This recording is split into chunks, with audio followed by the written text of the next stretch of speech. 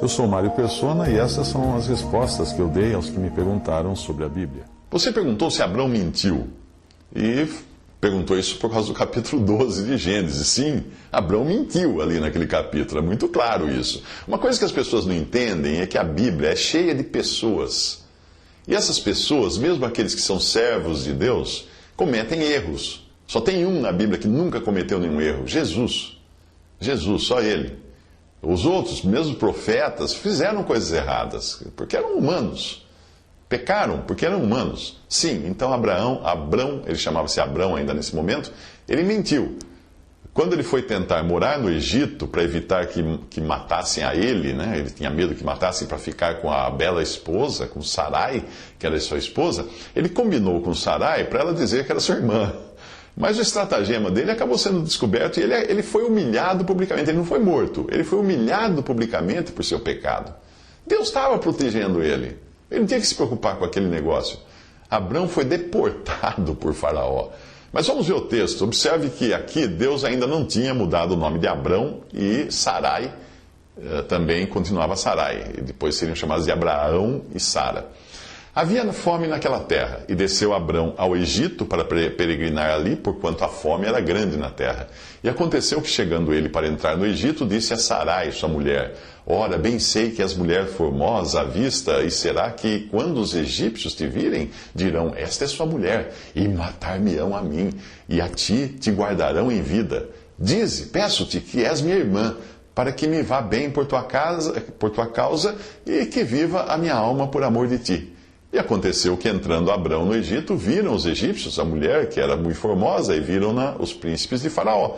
E gabaram-na diante de Faraó, e foi a mulher tomada para a casa de Faraó, e fez bem a Abrão por amor dela.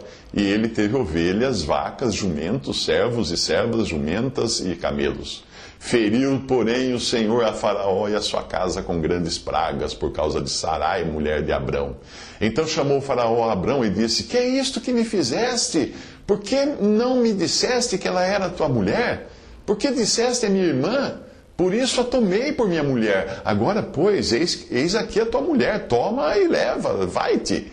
E Faraó deu ordens a seus homens a respeito dele, e acompanharam-no a ele e a sua mulher, e a tudo que tinha. Gênesis 12, de 10 a 20. Se você observar no texto, logo no começo, você vai ver que Abrão não estava apenas preocupado com a vida. Ele diz que, dizendo que ela seria sua irmã, fariam bem a ele, ou seja, iam ajudá-lo. Como ajudaram? Ele sai muito rico do Egito. Ele foi muito ajudado porque ele era irmão, porque achavam que ele era irmão de Sarai. Mas a mentira não surgiu assim do nada. É preciso que você entenda como foi que Abraão foi parar no Egito, que é a história dos versículos que antecedem essa passagem. Deus tinha chamado Abrão para que saísse de Ur e fosse para uma terra que Deus lhe mostraria só depois que ele desse o passo de fé de sair de onde estava. Era uma terra que lhe seria dada a ele e a sua descendência. Abrão saiu por fé de Ur dos caldeus, caminhou por fé, chegou à terra prometida por fé. Mas aí no versículo 7, Deus revela que aquela mesma terra para onde ele tinha ido, sem que ele soubesse que era ali que ele tinha que ir, era aquela exatamente que Deus lhe tinha prometido. Então Abrão constrói um altar e adora a Deus ali, naquela terra. Mas até aí tudo bem. Só que então a jornada de fé termina e começa a jornada pela vista. Como os cananeus ainda habitavam a terra, Abrão achou melhor continuar a viagem e acabou seguindo em direção ao Neguebe. E era um período de fome. Agora nós chamamos isso de crise, não é? Ele não quis esperar Deus acertar as coisas, mas ele tomou uma decisão, pegou a decisão nas suas próprias mãos, segundo a sua própria vontade, porque ele queria morar no Egito. É isso que ele queria fazer. Mas para isso ele precisaria mentir, para preservar a sua mulher e a sua própria vida, segundo ele achava. O resto da história é o que nós lemos há pouco, eu li para vocês há pouco, de como sua mulher foi tomada para fazer parte do harém do palácio de Faraó. Esta é a ordem das coisas para o nosso aprendizado. Deus nos chama para caminhar por fé e a dependermos dele por fé. Aí nós fazemos direitinho no começo da nossa conversão, e aí se as coisas não saem exatamente como esperávamos, ou não temos paciência para esperar, ou se nós achamos que Deus está demorando para nos valer, aí decidimos tomar as rédeas da nossa vida, e é aí que entra a areia na engrenagem. Isso porque quando nós decidimos dar um passo fora da vontade de Deus, aquele passo exige outro passo, que exige outro passo, que exige outro passo, e quando nós percebemos, nós estamos mais enrolados que novelo de tricô, daqueles que você custa a encontrar a ponta. O que aconteceu com Abrão depois de ter o seu estratagema descoberto? Né? Voltou do Egito para Betel, o lugar onde havia adorado a Deus, e ali ele voltou a adorar a Deus. Não nos é dito que ele tenha feito isso, adorado a Deus no Egito. Mas ele saiu muito rico do Egito, graças aos favores que ele alcançou com Faraó, que pensava que ele era irmão de Sarai. Leia o capítulo 12 inteiro, depois você leia também o capítulo 13 de Gênesis, para você ter uma visão panorâmica de toda a história. Em que ponto da jornada você está agora? Você está onde Deus colocou você para poder adorar de consciência tranquila e livre de subterfúgios, de enganação, de mentiras? Ou você está tentando a sorte no Egito, tendo para isso comprometido a sua consciência e a verdade a fim de conseguir alguns privilégios, riquezas, honra? O que você está fazendo? Lembre-se da história de Abrão, lembre-se também da história de Isaac. Ora, o que Isaac tem a ver com a história? É que Abrão vai voltar a usar o mesmo estratagema no capítulo 20 de Gênesis. E ele vai repetir o seu estratagema quando mora ali em Gerar, e o rei de lá, Abimeleque, acaba tomando também a sua esposa, Sara, achando que era irmã. E ela vai para o harém de Abimeleque e a história se repete. Um hábito pode acabar sendo transmitido de pai para filho. Por isso que eu falei de Isaac. Foi isso que aconteceu com Abraão, que acabou sendo imitado por seu filho Isaac em circunstâncias semelhantes. Veja a passagem.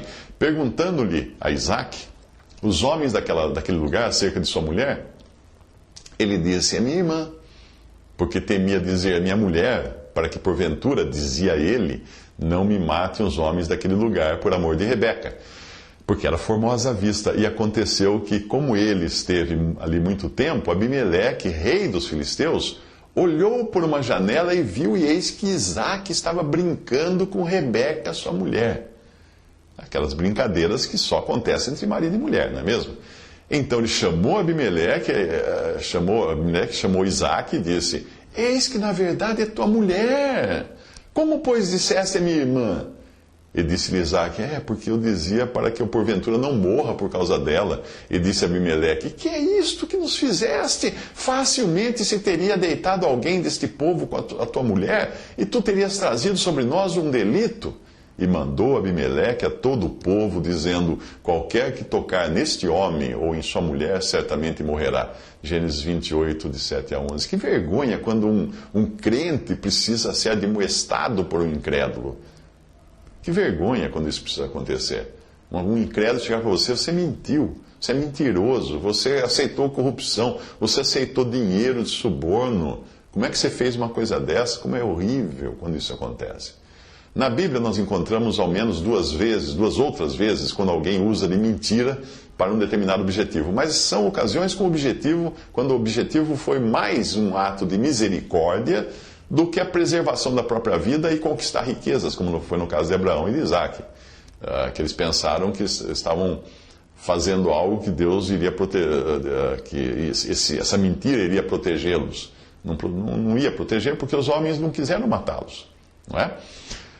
Uma das outras duas mentiras foi no caso das parteiras dos hebreus no Egito, que mentiram para Faraó visando salvar os meninos que Faraó ordenava que fossem mortos. O outro foi Raabe, a prostituta, que mentiu para não revelar os espias israelenses que estavam escondidos na sua casa. E em ambos os casos, o objetivo foi salvar vidas.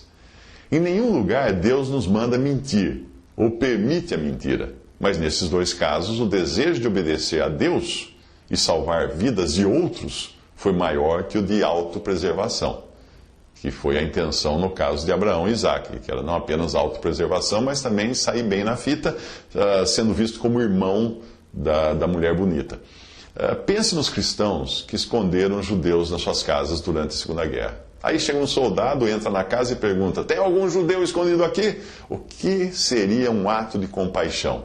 Dizer ao soldado que sim, sabendo que isso significaria a morte dos judeus? Ou dizer que não na tentativa de salvá-los. Existem situações em que é difícil determinar como agir. Por exemplo, eu conheci um homem que foi prisioneiro de um campo de concentração nazista na Segunda Guerra Mundial. A sua função era enterrar os judeus que eram fuzilados. Ele foi prisioneiro depois que os italianos abandonaram Hitler e passaram para o lado dos aliados. Então, o seu trabalho era, quando fuzilavam os judeus, punham no paredão e fuzilavam, ele tinha que enterrá-los. Mas, às vezes, ele era obrigado a dar o golpe de misericórdia com a pá, porque nem todos morriam dos tiros.